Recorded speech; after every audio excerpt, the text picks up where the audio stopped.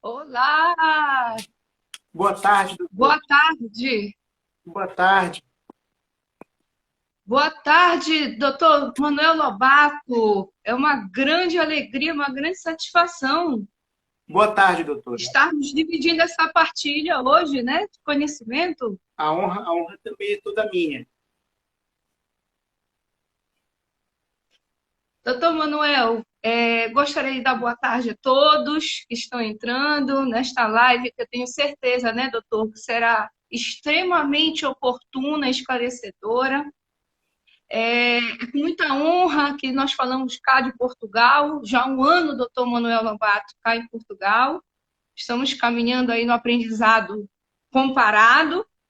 E a proposta hoje é esse lugar de fala, né, doutor? Partilhado, com base em um direito comparado, do que seria o cenário da violência doméstica em Portugal e no Brasil. Correto, doutor? Exato, doutora. E aqui nós vamos colocar algumas reflexões. Tenho certeza que o público vai sair daqui mais com perguntas do que com respostas. É esta realmente a nossa proposta aqui de reflexão, né, doutor? Sim, senhora. Sim, senhora. Na verdade. Queria deixar claro também que é um prazer inenarrável, doutor Manuel Lobato, já nos conhecemos de estradas antigas, não é, doutor Manuel? Na verdade, a doutora Nachara foi minha professora de Direito Penal e Processo Penal. E, em razão de surpresas da vida e do destino, acabamos por nos encontrar aqui em Portugal. E, E que surpresa maravilhosa, né, doutor? para mim, E hoje somos colegas, né, advogados europeus, trazendo aí cada vez mais o aprendizado do nosso público para as pessoas que necessitam, né, doutor Manuel, conhecer esse fenômeno, porque as pessoas acham que conhecem o que é violência é, doméstica. Na verdade, a violência doméstica não é um fenômeno tão somente jurídico, não é, doutor Manuel? A gente sim, percebe que senhora. nós que estamos em outro país, que aqui em Portugal não é diferente. Aliás, as estatísticas da APAV, da Associação, né, de Proteção às Vítimas de Portugal, deixam muito claro que o crime carro-chefe em Portugal é a violência Exato. doméstica. É o que sempre Não é isso? na verdade, a violência aqui é da porta de casa para dentro. E, portanto, Exatamente. em função da violência ser no contexto familiar, isto faz com que existam inúmeras discussões das mais variadas áreas possíveis, não só da área jurídica, para Exato. tentar estudar esse fenômeno da violência familiar e, com isso, através da lei, buscar soluções. Até mesmo porque, nomeadamente, a violência doméstica em si, trata-se de um problema muito mais complexo do que nós possamos imaginar. Porque, na verdade, há duas faces dessa moeda. A primeira face seria como eu, diante de uma situação, diante de um cenário de agressão, vou tentar qualificar aquele ato, aquele crime, como violência doméstica. É o primeiro ponto. Exato. Até porque, na prática, infelizmente, os tribunais, de maneira, com todo respeito, mais arbitrária, desconsiderando totalmente o espírito da lei, acabam por aplicar a toda e qualquer conduta, sendo reiterada ou não, como violência doméstica. Isto, na prática, é um problema muito grande, porque o tipo penal, que aqui a violência doméstica ela é prevista no artigo 152 do Código Penal, 52. ela, dentre os crimes contra a integridade física, é o crime que abarca as maiores penas. Por isso, Perfeito. o objetivo dessa nossa live também é tentar desvencilhar os conceitos que a lei traz para que nós possamos, na prática, identificar se aquele fato é ou não violência doméstica. Perfeito, perfeito, doutor Manuel. Sua colocação é muito oportuna. E também desmistificar que é um mito, né? A violência doméstica. Então, somente nos países subdesenvolvidos, onde a violência, a escalada é mais latente, como no caso do Brasil, né? Ser um fenômeno típico dos países latinos, por exemplo. Não, muito pelo contrário. Estamos cá na Europa e vemos, como o senhor falou, que é uma violência não somente doméstica, mas é uma violência intrafamiliar, né? E com a pandemia, doutor Manuel, eu acho muito interessante a gente fazer essa conexão. As estatísticas são muito claras, tanto da APAV, da Associação de Proteção às Vítimas, né? Como no próprio Brasil, no Anual da Segurança Pública, agora de 2021. O que aconteceu com a pandemia? O agressor estava dentro do lar, né? O lar, que era para ser o refúgio desta mulher, desta vítima, se tornou o lugar mais perigoso.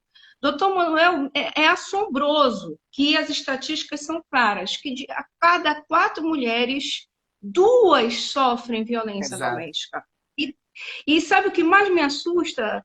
Para quem conhece o trabalho da professora Nachara, sabe que eu gosto de uma visão holística, né, doutor Manuel? Como o senhor mesmo falou. Eu não posso pegar só os códigos penais, só a visão jurídica e analisar um fenômeno estrutural que é a violência doméstica. Então, eu gostaria de trazer à baila aqui, rapidinho, que a própria PAV aqui em Portugal trabalha o ciclo da violência, doutor Manuel. Eu queria saber seu entendimento.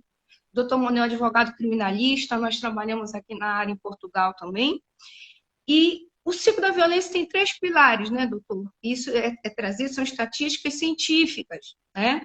Que o primeiro seria o aumento de tensão. Aí eu fico pensando, dentro desse cenário pandêmico, essa mulher trancada, né, dentro de casa com seu algoz. Para que vai me servir a medida protetiva, por exemplo, que está na Maria da Penha? É uma pergunta, vai se tornar inócua. Exato. Porque não tem afastamento, né?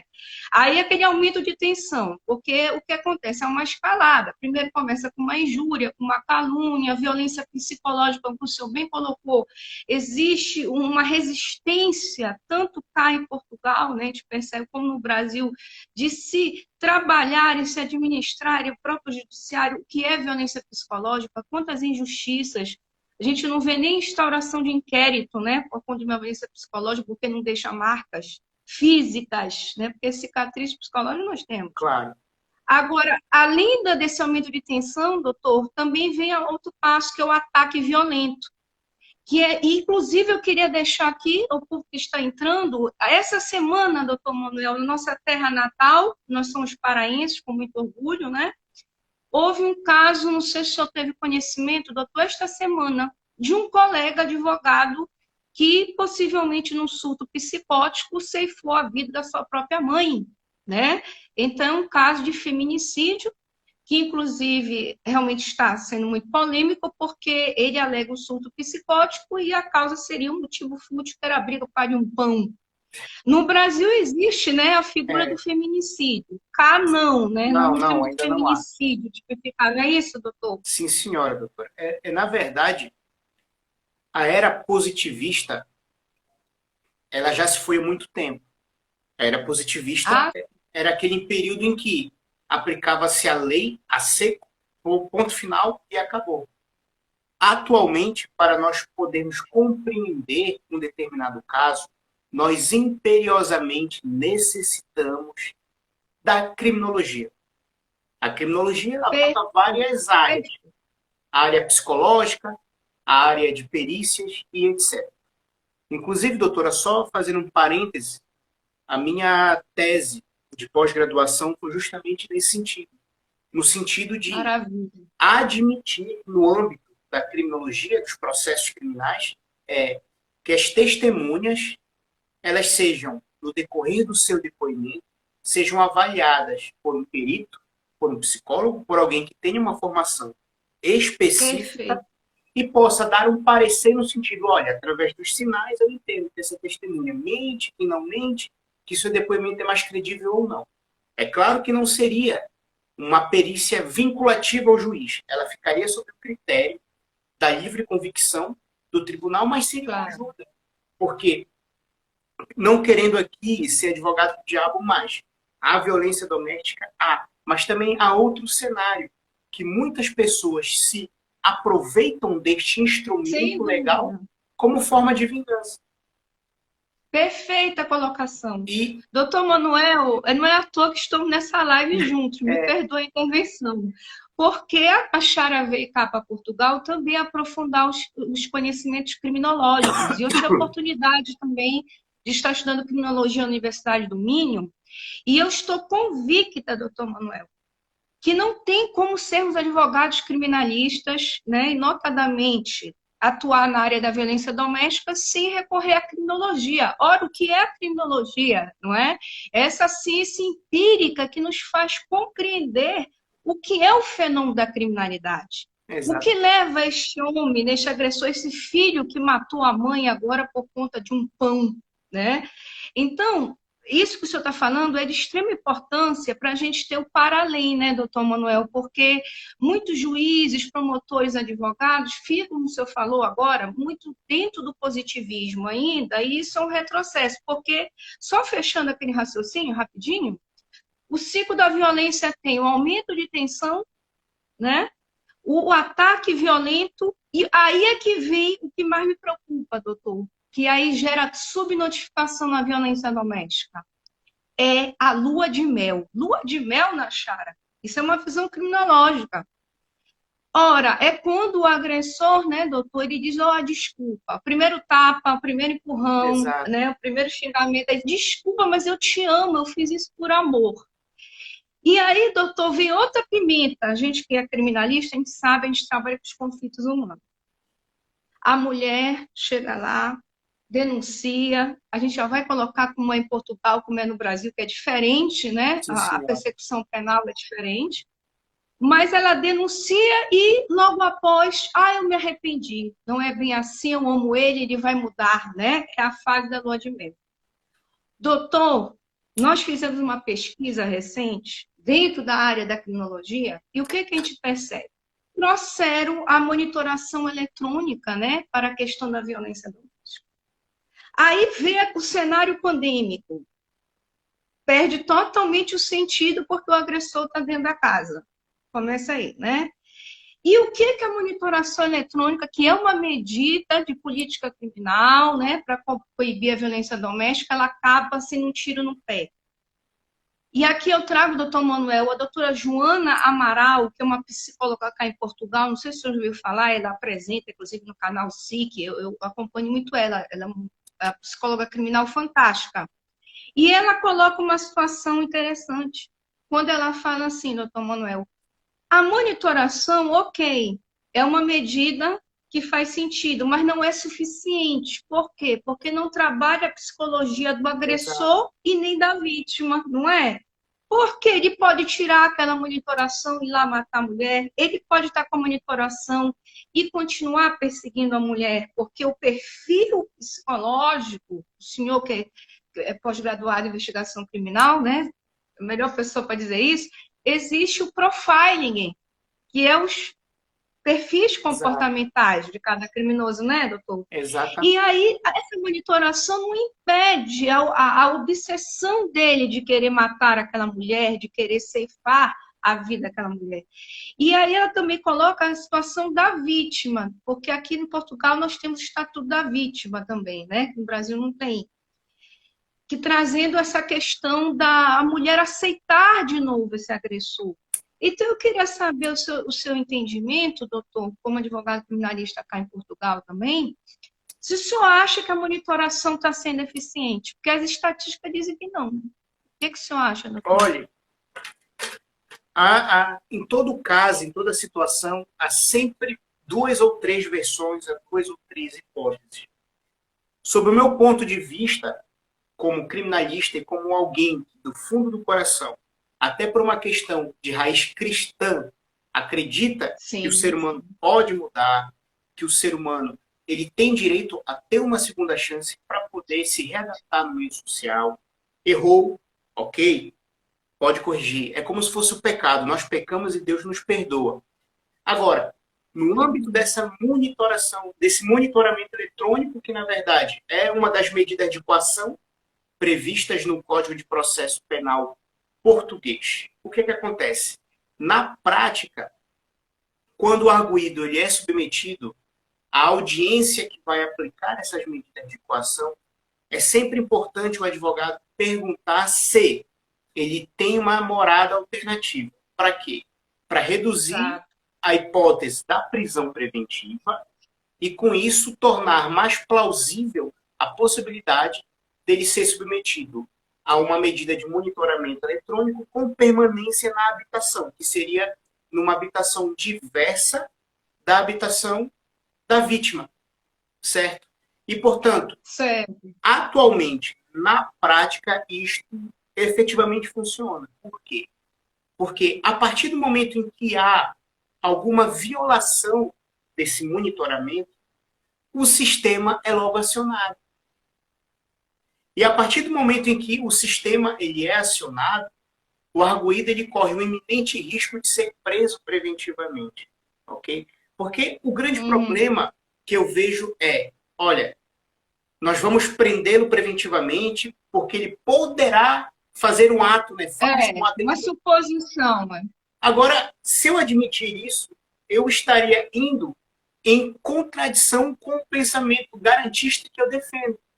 Presunção de Perfeito. inocência. Eu concordo. Ou seja, se nós vamos proteger as garantias do arguido e vamos proteger a vítima de um suposto perigo, temos que analisar as circunstâncias de maneira pormenorizada e diagnosticar se efetivamente seria proporcional e adequado uma prisão preventiva, se seria proporcional e adequado um monitoramento eletrônico, um regime de permanência na habitação e etc. Agora, se a senhora me questiona se isto na prática funciona, funciona. O que não funciona na prática é todo e qualquer processo, ainda que não esteja na fase de acusação, enviar os arguidos para preventivo. Não, e doutor, me permita a intervenção, tá? E quero dizer que comungo plenamente. O senhor me conhece, eu sempre pregava em sala de aula, né, o Sim. garantismo penal. Não podemos de forma alguma nos precipitar em julgamentos, não é isso? Nós temos que, justamente, a gente fala, né, como criminalista, não defende o crime, a gente defende garantias Exato. funcionais. Então, como o senhor levantou, presunção de inocência, dignidade da pessoa humana, não é isso? Contraditórios têm que ser respeitados. Uma questão que eu estou colocando para o senhor é essa questão também do direito comparado, porque o que eu percebo cá em Portugal, o ano que estou, é que a justiça portuguesa, me confirme se eu estou errada, ela é muito mais célere do que a brasileira, até por conta das demandas. Não é isso, doutor? Isso é verdade. Não há como comparar no Brasil. O Brasil é o quinto país do mundo que mais mata mulheres. Né? Veja, a Maria da Penha é a terceira melhor lei, considerada por 15 anos, a Maria da Penha, doutor, e o Brasil está no ranking do quinto país que mais mata no mundo. Né? Agora, é lógico que a justiça portuguesa é mais célere, em que pese que a violência doméstica ela realmente é o carro-chefe aqui. E, doutor, entrando nesse sentido também, da questão dos julgados, é interessante a gente explicar aí para o nosso público, que a nossa fala é um direito comparado, que estou colocando numa situação prática. Então, eu fui vítima de violência doméstica. Maria da Penha presume aí 5 espécies de violência doméstica, correto? Física, patrimonial, sexual, não é isso? Moral, não é isso, doutor? Sim, senhora. Tudo bem. Cá em Portugal, além de ser um crime previsto no Código Penal, que o senhor já citou aí, que é o 152, nós temos também, né, doutor, a questão da perseguição. Eu acho muito interessante falar isso para o nosso público, né, uma fala comparada, que ano passado, em março do ano passado, foi tipificado o crime de stalking, que na verdade é o crime de perseguição. A nossa Lei Maria da Penha, no Brasil, não coloca a perseguição, já englobaria na violência psicológica, né? Como um todo. Acho muito interessante essa questão. E se eu for vítima de violência doméstica, eu devo ir a uma delegacia especializada, a DEAN, no caso, né? E depois o processo tramita para um juizado da violência doméstica. Doutor, aqui em Portugal é diferente, né? Não temos juizado da violência doméstica. Como é que seria, doutor, esse trâmite? Aqui o trâmite processual funciona da seguinte forma. Primeiro, nós temos que analisar dois cenários. Hipótese de flagrante. Imaginemos que há um flagrante, um casal começa a brigar e o marido começa a desferir socos e pontapés e ofensas à mulher.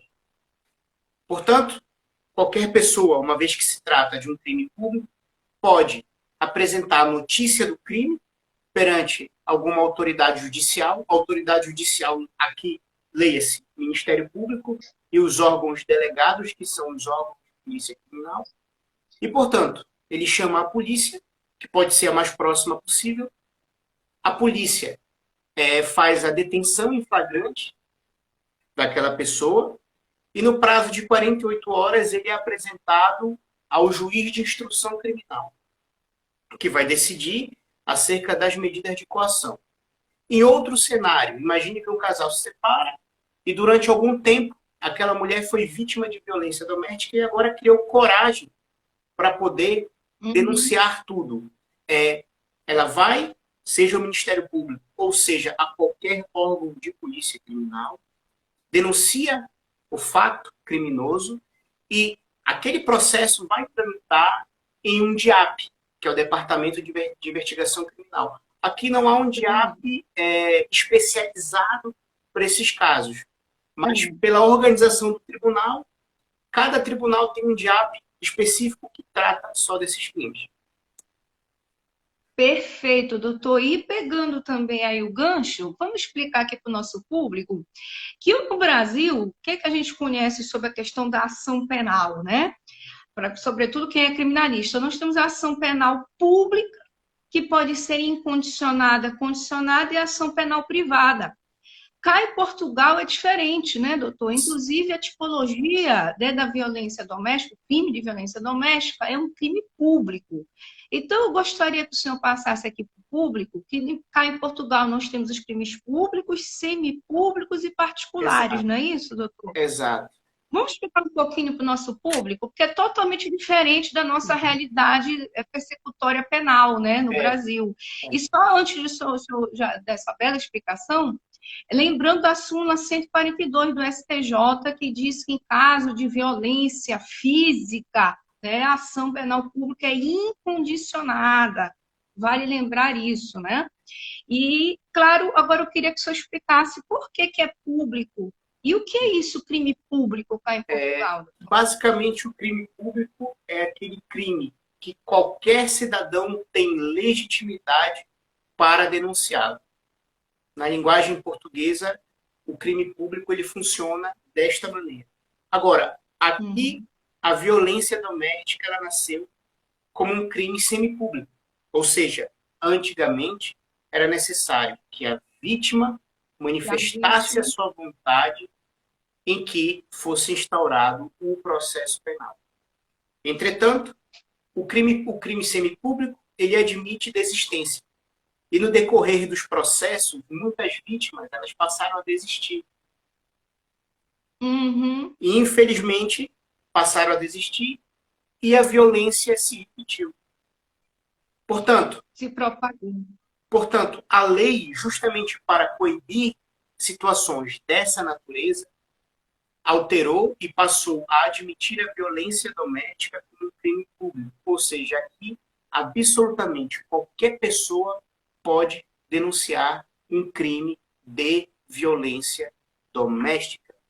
Agora, sobre a violência doméstica, eu queria tentar explanar sobre como se configura a violência doméstica aqui. Eu não sei se há colegas que atuam, além de nós dois que estão a ver essa live. Eu vi o doutor Bruno Sobrinho, eu estava aqui, criminalista querido, o Cleidinista, temos colegas criminalistas assistindo. E, portanto, é fundamental nós discernirmos acerca da conceituação e da aplicação da violência doméstica. Por quê? Porque atualmente, doutor, em função da violência doméstica, ela está no calor da população, ela está nos jornais, ela está nas mídias, ela está sempre à tona. É uma violência estrutural.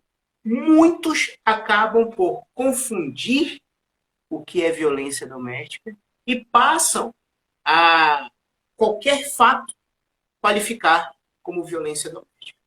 E, infelizmente, isso leva a consequências jurídicas nefastas para o arguido, que é o réu aqui em Portugal. Exatamente. Portanto, o que é a violência doméstica? Geralmente, a maioria dos crimes protege um bem jurídico específico. Homicídio protege a vida. A injúria protege a honra.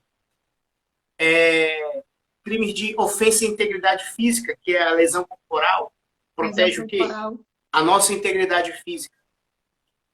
Portanto, a violência doméstica ela é considerada como um crime comum impróprio, porque tão somente na tipificação da violência doméstica, o legislador ele pretendeu proteger todos esses bens jurídicos ao mesmo tempo. Ou seja, o que é que diz o artigo 152? Quem, de modo reiterado ou não, infringir maus tratos físicos, psíquicos, incluindo castigos corporais, privações da liberdade, ofensas sexuais, ou impedir o acesso à fruição aos recursos econômicos e patrimoniais próprios ou comuns. Ou seja, a violência doméstica ela pode se qualificar em uma conduta só ou em comportamentos reiterados. E como passamos a analisar se a postura do arguido se encaixou no conceito de violência doméstica? Isso é muito simples. Primeiro, nós temos que analisar a multiplicidade de bens jurídicos que foram violados nessa conduta una ou nessa conduta variada. Se em uma conduta só, imagine, eu bato, ofendo e privo a minha mulher da sua liberdade. Nesta conduta só, eu pratiquei o crime de violência doméstica. Eu não pratiquei vários crimes autônomos. Portanto, a raiz do entendimento da violência doméstica encontra-se aí.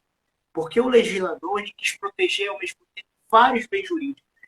E se numa conduta só ou em condutas reiteradas esses bens jurídicos forem transgredidos, aí sim eu tenho a violência doméstica. Qual é o entendimento dos tribunais em Portugal? Imagine que a senhora está no almoço de família e algum primo seu se irrita, se levanta e dá um tapa na cara da sua mulher. Isto seria ofensa à integridade física ou violência doméstica. E, portanto, nesse ponto, o tribunal passa a analisar se aquele tapa foi com a intenção de tão somente violar a integridade física da mulher, ou se aquele tapa foi para tentar reduzir a dignidade da mulher em ambiente familiar.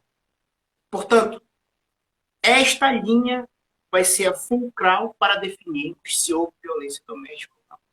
Porque o grande problema é que a condenação por violência doméstica é muito mais gravosa do que as dos outros tipos penais. Por isso que essa conceituação é fundamental. Sem dúvida, doutor, muito, muito interessante, muito pontual o que você está colocando, porque realmente parece até uma questão midiática, né? Isso é preocupante dentro do processo penal, a ponto de se derrubar garantias constitucionais e se define o contexto de violência doméstica. Isso me fez lembrar a questão do feminicídio. Então, eu saio de cá, no Brasil, né? Saio de cá, vou para o Brasil, mato uma mulher porque ela estava tendo uma relação extraconjugal com meu marido. Isso é feminicídio? Doutora, isso é feminicídio? Na minha humilde concepção, na sua concepção. Na minha humilde concepção, o feminicídio ele se configura a partir do momento em que alguém ceifa a vida de uma pessoa por ser mulher. Por ser mulher. Ou seja, seria basicamente isso. Agora, em outras situações, depende muito do contexto. Pois é. É aí que é o ponto, doutor, porque como o senhor falou desse problema, né, de hermenêutica nos nossos tribunais, eu, pelo menos, me deparei muito com isso, doutor, porque tem o femicídio e o feminicídio. Então, no exemplo que eu dei, eu mato a amante do meu marido. Isso tem conotação doméstica? Familiar? Aqui não. Provavelmente não Aqui tem. Não. Nem tem menosprezo à mulher. é um motivo fútil, né? Eu fui lá, matei por ciúme. Então, Claro. isso é femicídio, femicídio. O feminicídio, né, doutor, voltando a essa questão que o senhor falou de falta de foco em se definir o que é violência doméstica, o feminicídio é justamente nesse contexto pandêmico, aonde tem uma discussão com meu marido. Eu digo, não sai de casa, senão tu vai atestar positivo para a Covid. Não, eu vou, cala a boca, eu vou. E volta de lá contaminado e vem me contaminar. Isso gera uma discussão e ele me mata. Isso é feminicídio, Aí não sim, é? Não é? Então, entra nessa questão de diferenciar femicídio e feminicídio. Também é uma questão interessante claro. da gente pontuar, né, doutor? E também uma questão de estatística, eu gosto de trabalhar muito com estatística, né? A gente que realmente, o senhor também é investigador, o senhor sabe que a subnotificação está sendo terrível, né? Nós temos cifras negras dentro do olhar criminológico, cifra negra pela violência doméstica. Né? Tudo que a gente tem de estatística não é real, é bem pior, né, doutor? Exato. E eu achei interessante, queria seu entendimento, que no Brasil, o que está acontecendo no área da segurança pública, agora de 2021, analisando a questão pandêmica, eu achei interessante, doutor, que está na frente da questão de violência, dentro de uma análise de perfil, né? A questão de mulheres negras e separadas e jovens, 16 a 24 anos, doutor, estão tendo a sua vida mais ceifada. O senhor acredita que cá em Portugal existe também essa visão mais racial? Por que as mulheres negras morrem mais e as separadas? Porque isso é uma questão também que tem que se colocar. Porque muita gente acha que só é violência doméstica quando há coabitação. Isso é mito, Isso é né? mito. Tanto cá em Portugal quanto no Brasil.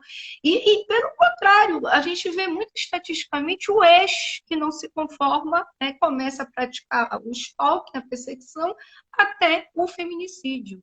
Não é, doutor? Então, o que o senhor acha? Por que essa estatística diz que as mulheres negras e separadas e jovens estão morrendo mais? Isso é Doutora, uma questão que é latina ou em Portugal é igual? doutora, aqui em Portugal ainda não há uma pesquisa a esse nível. Mas, Não tem, né? mas para ser sincero, a violência doméstica ela não escolhe cor, ela não escolhe estado civil. Exato. Qualquer pessoa está passível de sofrer violência doméstica aqui. E aqui, em relação à questão do racismo, aqui também há, mas como em qualquer lugar do Sim, mundo, bastante. há muito racismo aqui. Mas pelo menos no contexto de Portugal, esse não é um fator determinante para a prática de violência doméstica. Aqui não. Aqui, Não, né? basicamente, não. Aqui a violência. O que eu percebi, doutor, me corrija se eu estiver errada, né? É a questão patriarcal. É, Cá é muito forte o patriarcal. o fator, na verdade, principal são dois: a dependência emocional da vítima para com o agressor e a dependência econômica. Muitas das vezes as vítimas elas se submetem à agressão em função de não terem possibilidades de prover o seu próprio sustento. E na psicologia jurídica há também um estudo que diz que quando a vítima ela passa a sofrer continuamente a violência doméstica, ela passa a tentar entender que aquele contexto que ela vive é normal. E, portanto, para ela ser agredida, ser ofendida, torna-se algo normal e ela não se sente vítima. E, do contrário, ela passa a sentir repúdio, raiva de quem fala mal do marido que faz isso, de quem tenta se opor a essa situação, porque na ilusória concepção dela, ela tem uma vida maravilhosa. Quando, na verdade, ela caiu em um ciclo vicioso e, a partir desse momento, ela tem o falso entendimento de que aquilo na vida dela é normal. Doutor, o que o senhor está pontuando é de fundamental importância e na nossa caminhada dentro do direito criminal, especialmente na violência doméstica, o senhor está falando praticamente geral isso. Aonde nós percebemos dentro de um viés psicológico que é uma despersonalização da vítima. Quantas vezes eu fiz atendimento, doutor Manuel, e claro, né, por sermos mulheres, acredito que havia uma partilha mais íntima, né? As próprias clientes falavam, eu fico à vontade de dizer para a senhora que eu não me reconheço mais, eu não sei mais quem eu sou, isso gera um processo de culpabilização da vítima. Cá em Portugal nós temos o Estatuto da Vítima, né, Sim, que trata com muita clareza essa questão. Então, o que o senhor está falando é de fundamental importância, porque nenhuma legislação, seja a Convenção de Istambul, seja o Código Penal Português, né, Maria da Penha, o Código Penal Brasileiro, vai conseguir trabalhar essa questão psicológica. E aí, como o senhor falou agora há pouco, né? Como é um fenômeno estrutural, nós precisamos ter um trabalho multidimensional aí. Não é à toa que o juizado de violência doméstica no Brasil, cá em Portugal, é muito forte, os movimentos. Inclusive, doutor, me permita dizer que eu tenho observado o ativismo social cá em Portugal, não sei se o senhor já percebeu, com relação à violência no namoro. Eu tenho uma amiga muito querida, a doutora Paula Varandas, que o senhor deve conhecer, que é criminalista, muito conceituada cá em Portugal, e ela trabalha um projeto Educar o Direito, ela vai nas escolas, e ela trabalha justamente o psique desses jovens para que seja percebida a violência do namoro. Porque, doutor, hoje é um beliscão, exato. hoje é um tapa, hoje é uma ofensa, não é verdade? Daqui a pouco esse jovem já está matando sua namorada. E isso é violência doméstica, né? Então, a violência no namoro, coisa que eu não vejo no Brasil ainda projetos nesse sentido, né? O Brasil trabalha mais com esses projetos mais que visam a repressão. Aqui, se o senhor concorda comigo, eu vejo um trabalho muito forte de prevenção. Não que não haja no Brasil. Por exemplo, a Patrulha Maria da Penha, doutor Manuel, é fantástico, né? Um projeto fantástico que contribui realmente para, pelo menos, inibir, né, o máximo, já que é uma mazela social. Então, eu trago aqui meus elogios à Patrulha Maria da Penha, a qual eu já tive a oportunidade de levar, inclusive, profissionais, policiais militares, doutor Helder de Lisboa. Não posso deixar de citar, hein, doutor Que Manuel, Deus o tenha. grande referência, que Deus o tenha, a qual eu tinha profunda admiração, eu terei eternamente. Ele falava sempre, ele inclusive capacitou os profissionais de Belém do Pará para o projeto Maria da Penha. Ora, doutor, é como a gente está chegando a um ponto comum aqui. A violência doméstica, ela não é endêmica, ela não existe só no Brasil, só em Portugal, é no planeta, né? Porque é comportamento humano.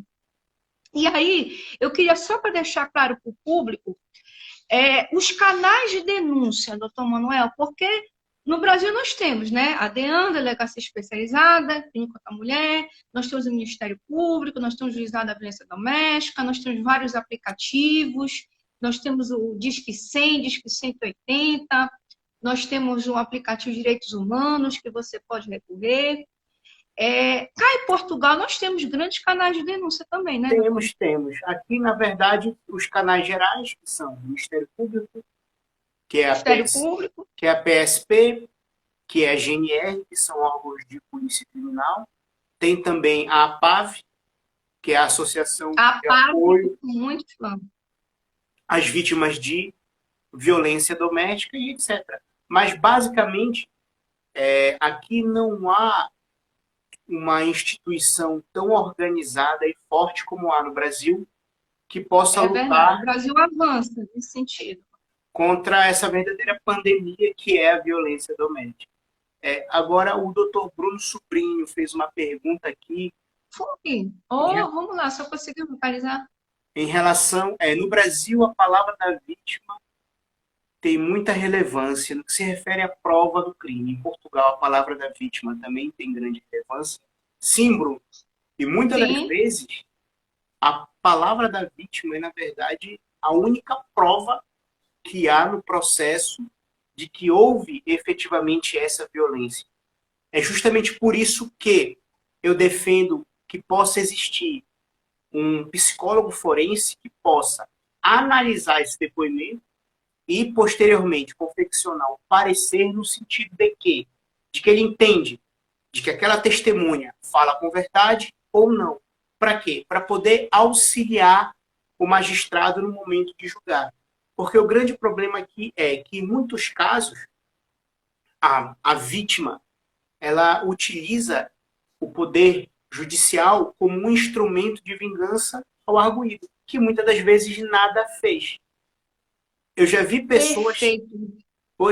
eu já vi pessoas sendo presas preventivamente e não fizeram absolutamente nada. Absolutamente nada. Doutor, isso aí é fulcral. Doutor Bruno Sobrinho, obrigada pela pergunta. O doutor Manuel conseguiu sinalizar com muita destreza. Inclusive, da Pimento Mais, doutor Manuel, a questão da síndrome de Potifar, né, que o próprio doutor Rogério Greco coloca muito, eu usei muita teoria, né, em defesas criminais, porque é justamente isso. A pseudo-vítima, tendo outro olhar, hein, gente, agora, né? A pseudo-vítima ela pode manipular o sistema, sim, como o doutor fala, por vingança, por ressentimento, isso é pacífico. E cabe nós, advogados criminalistas, não é, doutor? É justamente colocar esse véu da mentira por terra, porque assim de motivar é seríssimo. E a vítima pode mentir? Pode, não é, doutor Manuel? Claro que pode. E aí vem a importância que o senhor está falando, porque, inclusive, nós fizemos um trabalho aqui na Universidade do Minho sobre as falsas memórias. Muitas das vezes ela mente, principalmente quando é mais jovem a vítima, né? Por conta de induzimento, de plantação de falsas memórias. Eu queria até seu entendimento sobre isso, doutor Manuel, porque não foi um nem dois, foram vários casos que nós assumimos, aonde a vítima ela é induzida. E aquele depoimento especial, né, que nós temos com acompanhamento psicológico, também tem que ser visto de forma muito séria para que este psicólogo também não acabe induzindo a vítima a um falso pronunciamento, não é verdade, doutor Monel? O que você acha das falsas memórias? Olha, doutor, eu acho que as falsas memórias é um problema de cunho psiquiátrico, de cunho psicológico, como qualquer outro, e essas patologias, por serem da área da psicologia e por influenciarem, por terem a possibilidade de induzir o tribunal a erro e, por via de consequência, condenar o inocente, isso só reforça a necessidade da aplicação da psicologia do testemunho no processo. Porque o juiz, embora ele tenha o seu conhecimento geral, as suas regras de experiência, ele não tem conhecimentos específicos em psicologia para poder diagnosticar se aquela pessoa detém esse tipo de problema. Por isso que reforça mais ainda a necessidade de fortalecimento das ciências jurídicas, da criminologia, com o intuito de buscar a verdade real e, principalmente, através de provas analisadas de maneira criteriosa, demonstrar a verdade material ao processo. Perfeito, comungo plenamente, e é o que a gente sempre levanta a bandeira, né?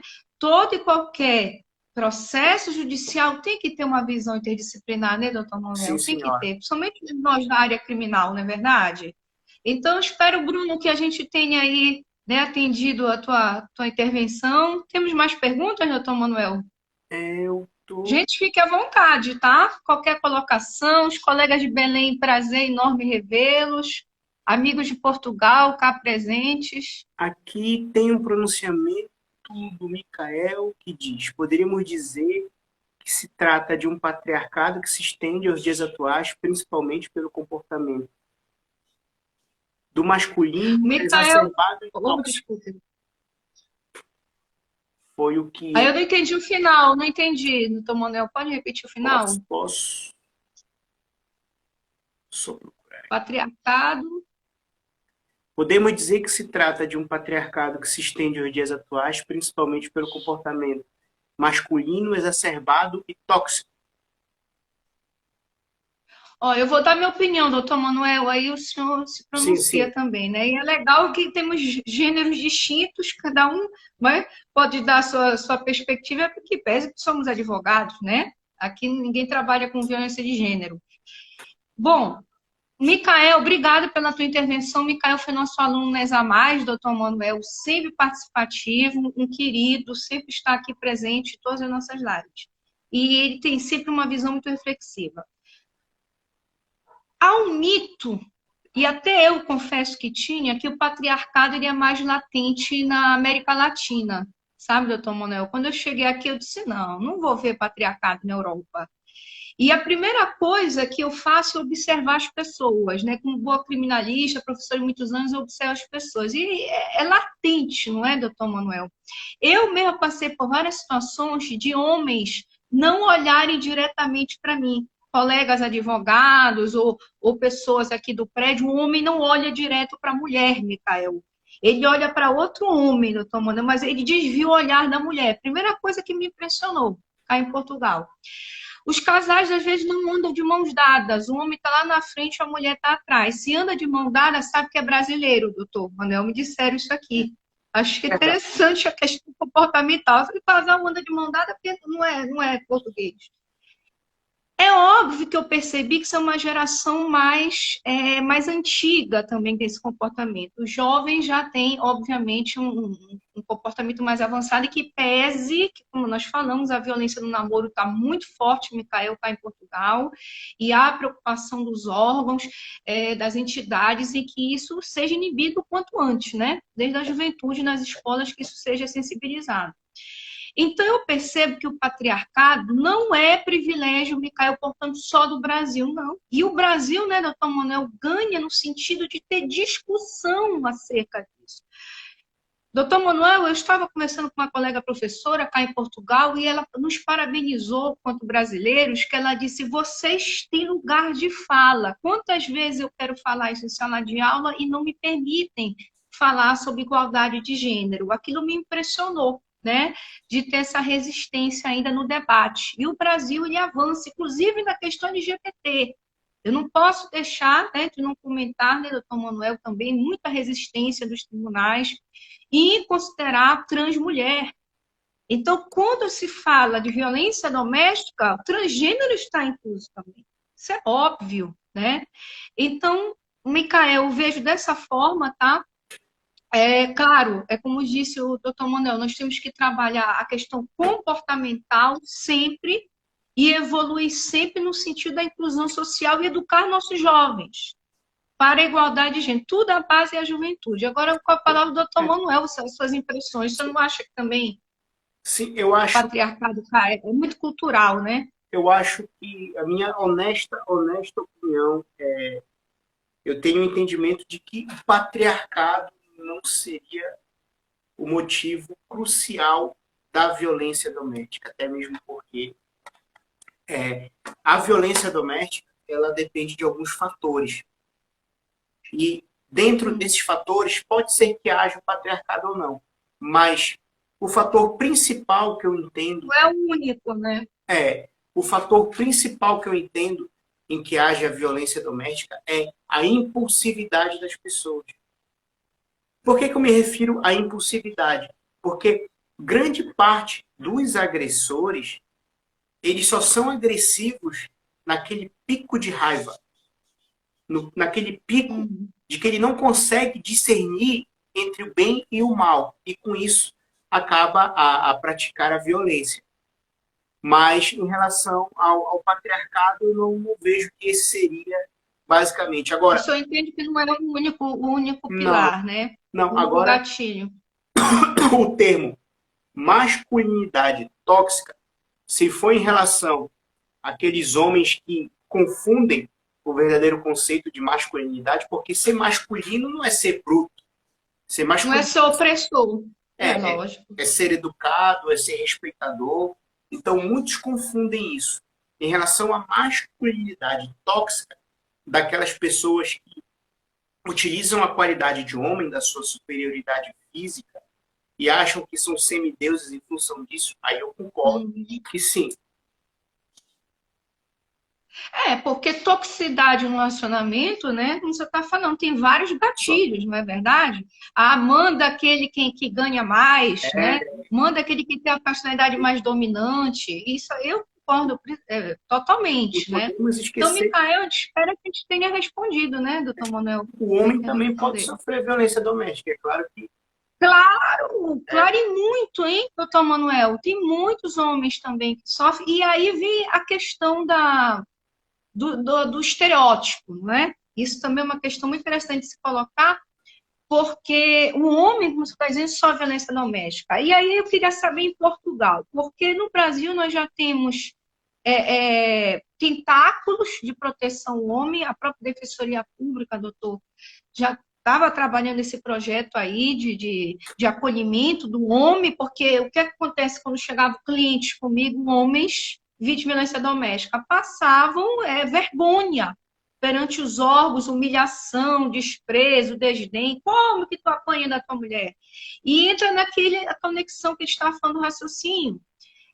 Que a mulher pode manipular o sistema contra aquele homem, não é verdade? Por ressentimento, e na verdade é ela que é a agressora. Porque a violência doméstica não escolhe gênero. A gente já chegou a essa questão. Cá em Portugal, como é que o senhor vê essa proteção ao homem vítima de violência doméstica? Aqui basicamente, é mais difícil, porque nos tribunais, se eu vi um homem sendo vítima em um processo de violência doméstica, foi muito. Uma denúncia, né, doutor?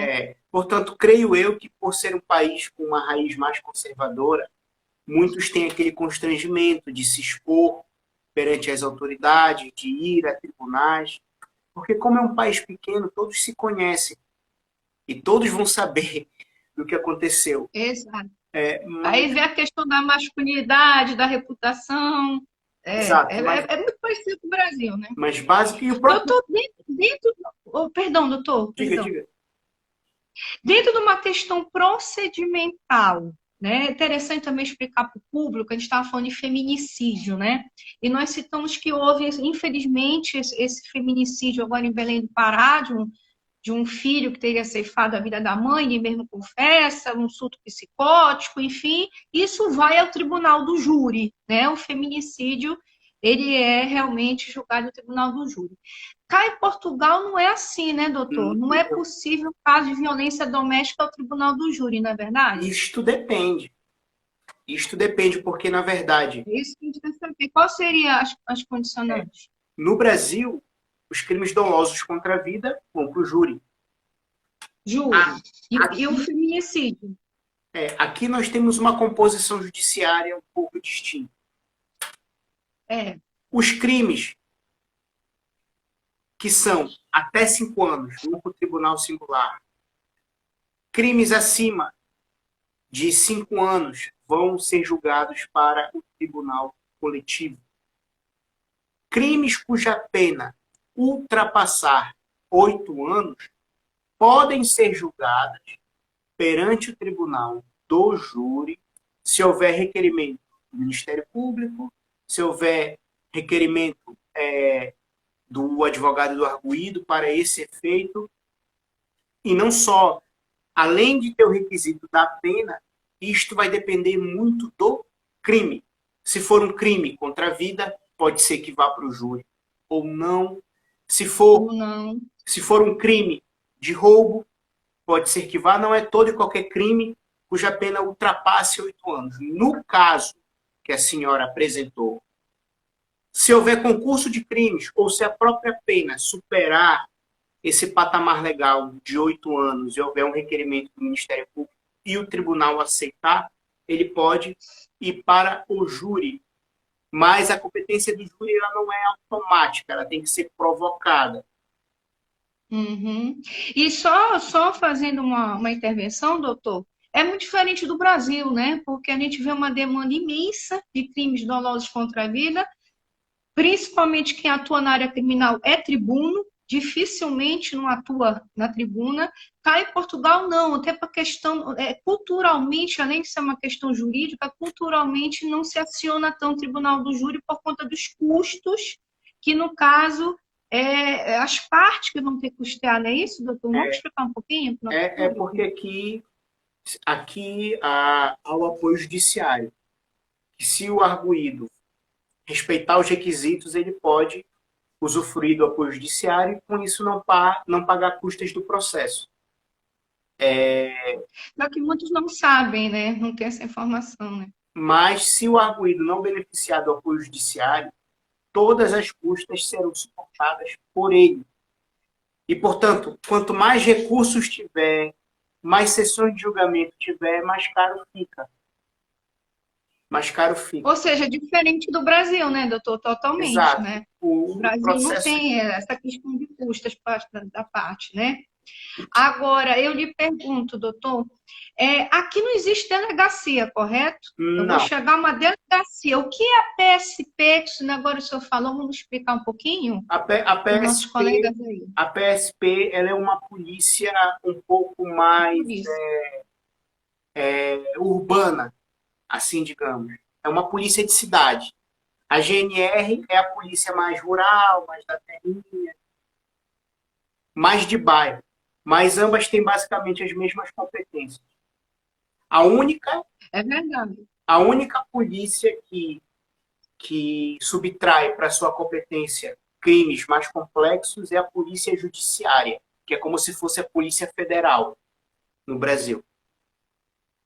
Pois é, mas para pontuar, então eu sou vítima de violência doméstica. Meu marido me agride, o primeiro órgão que eu tenho que ir é a GNR ou a PSP, O doutor? que tiver mais perto, a que tiver O mais que próxima tiver, fisicamente, porque as suas competências elas não se anulam.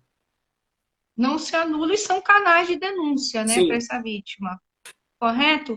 Cá em Portugal, doutor, no Brasil, muito se trabalha a questão de casas de abrigo, né, e para essas vítimas, que a gente há também, né? há Só que no Brasil a gente sabe que é um pouco espinhosa essa questão, né? Por parte do Estado. Eu lhe pergunto, cá em Portugal, o senhor percebe que essas casas de abrigo realmente são eficientes? são.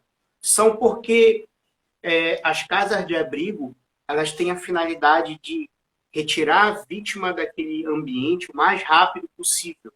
Aquela vítima que não tem para onde ir. E, portanto, a partir do momento em que há notícia do crime, ela não precisa voltar para a casa dela, ela pode ficar o tempo necessário nas dependências do órgão de polícia criminal em que ela efetuou essa denúncia, essa queixa, e posteriormente ela é remetida para uma casa de apoio, Exato. que Então seria, aqui a gente vê realmente um resultado melhor, isso né? Até porque a demanda é menor, né? Também, é, né? é, Não é e isso? nesse aspecto as coisas funcionam. Funciona bem mais rápido, é verdade. É brutal a diferença, não?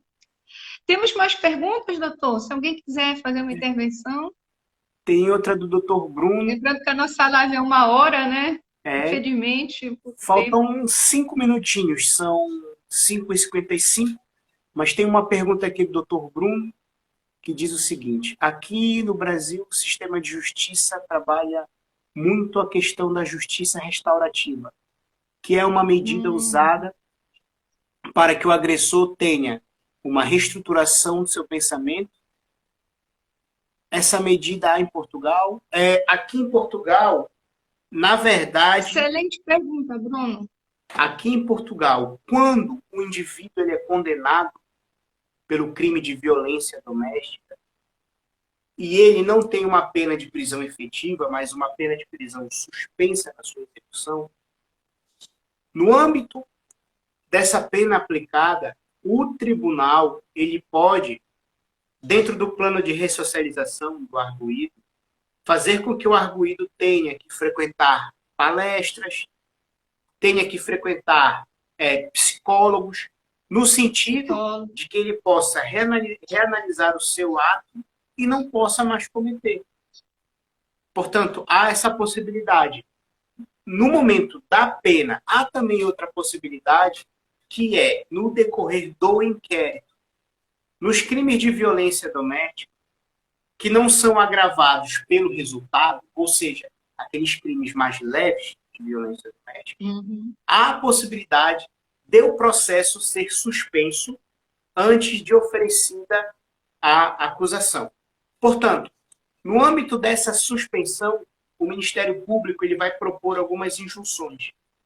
Dentro dessas injunções, ele pode propor que lhe dê satisfação moral adequada à vítima, que ele tenha que frequentar 60, 80, 100 horas de palestras, que ele, eventualmente, não tenha que, no prazo de período de prova, 6 meses, não cometer mais nada, não chateá-la, enfim. Portanto, há também essa questão aqui da justiça restaurativa.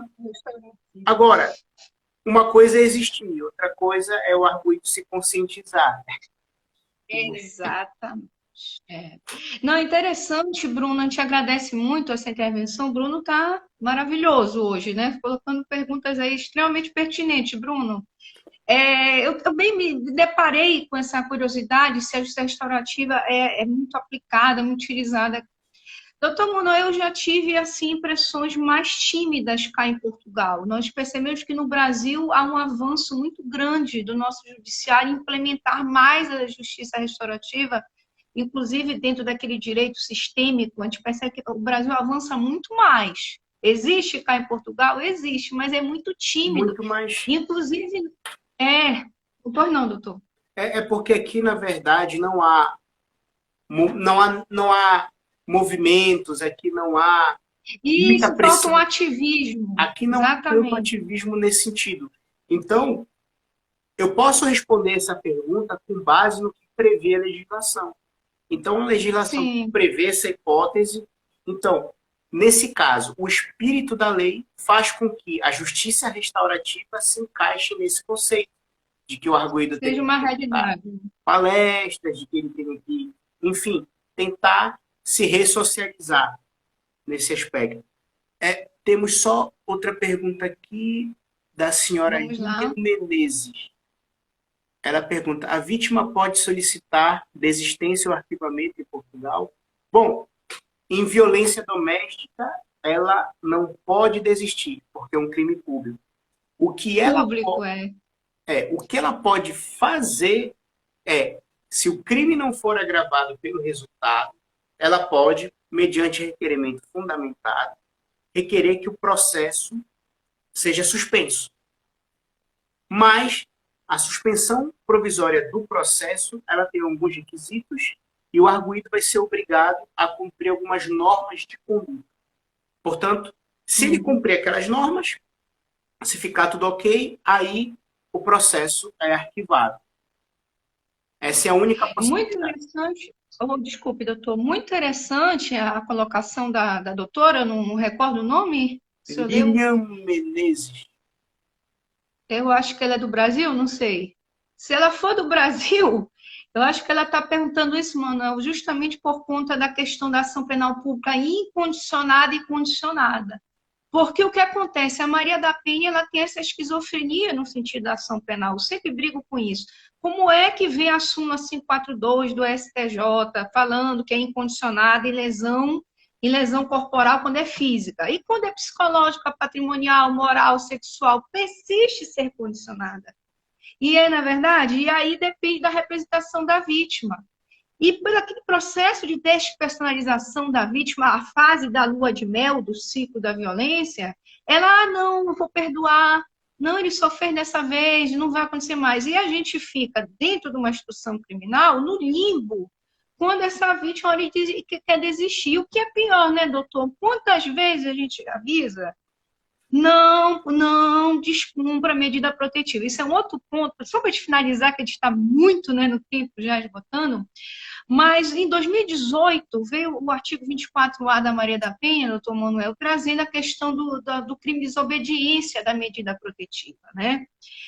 Trazendo imediatamente aí a prisão preventiva. Tá, só que acontece o quê, doutor? Quando é a própria vítima que descumpre, quando é a própria vítima que abre a porta da casa para o seu agressor, como é que a justiça vai resolver isso, né? Então, não adianta tipificar lá o crime de descumprimento de medida protetiva se a própria vítima descumpre, não? Exato. Então, não é verdade? Isso tem em Portugal também. A gente sabe, porque é questão comportamental, não é isso, doutor? É por isso que aqui em Portugal, as coisas, elas, como diz na nossa terra, são um pouco mais embaixo. Porque imagine que no âmbito de um processo, as medidas preventivas, medidas de coação aplicadas ao arguido são de distanciamento, monitoramento eletrônico e proibição de contato. Se for de monitoramento, fica um dispositivo nele e na vítima. E se a vítima se aproximar, o sistema consegue identificar que foi a vítima. Portanto, isso é Cá em Portugal, né? isso é uma proteção, inclusive, para o próprio arguido. Exato. Então, Mas no Brasil, a gente percebe, devido à demanda muito maior, a escala da violência muito maior, praticamente não temos monitoração, né, doutor? Infelizmente. Mas, doutor Manuel, acredito que o tempo está esgotado.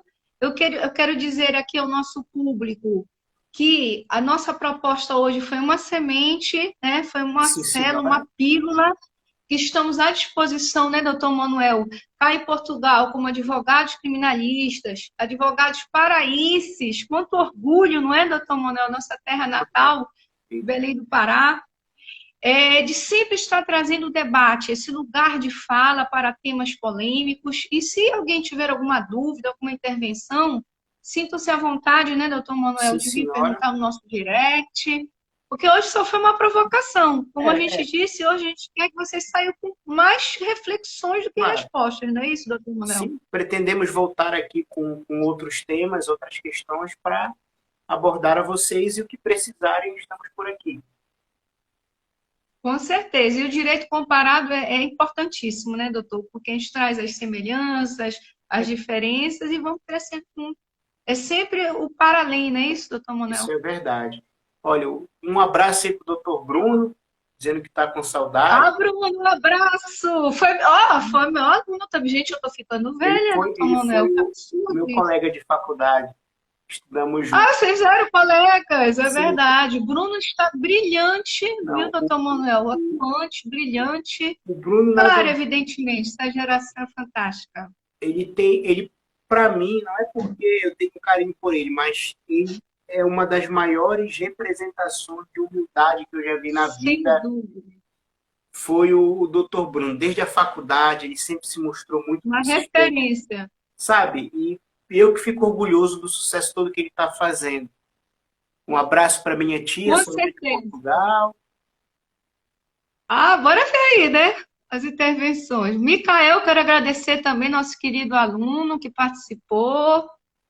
Temos vários, né? Homens e mulheres. Doutora Evelyn Amaral, muito obrigada. Os colegas todos participaram, não é isso? E hoje só foi um ensaio, né, doutor Manuel? Repetindo, vamos voltar com outros temas. Vocês fiquem à vontade para querer colocar, né, alguma sugestão de algum tema, porque o importante é refletir, ou pensar fora da caixa, né, Claro, doutor Manuel? claro. Eu sempre, desde os primórdios das salas de aula da docência, digo isso. Não adianta ser leitor de código. Ah, eu vou ser positivista, que eu sei a vida inteira. Por quê? Não pode. Violência doméstica não é o Código Penal que vai resolver. Somos nós nos ressignificando, trabalhando a psicologia criminal, o doutor pós-graduado em investigação criminal, criminologia, eu vim para cá estudar criminologia, porque não é, né, doutor, a teoria tripartida do direito penal que vai resolver o feminicídio. De jeito nenhum. Não é verdade? Isso não é? É algo muito maior. Então, essa proposta é reflexão. Pois é. Pois é, doutor. Olha, muito obrigado por essa obrigada eu, querido, pela partilha. Essa live com a senhora. Pretendemos em breve fazer outra com temas... Sem dúvida. Com temas também polêmicos, temas que nos provocam. Exatamente. E fazer que a sociedade evolua cada vez mais. Seja portuguesa, seja brasileira, todos somos irmãos, claro, todos somos pares nessa humanidade. Obrigado, doutor. Fique com Deus, doutora. Doutor, grava aí. Salva aí pra gente. Pode deixar. Tchau, tchau. Até a próxima. Obrigado a todos. Boa semana. Tchau, gente. Obrigada ao público, querido. Obrigada.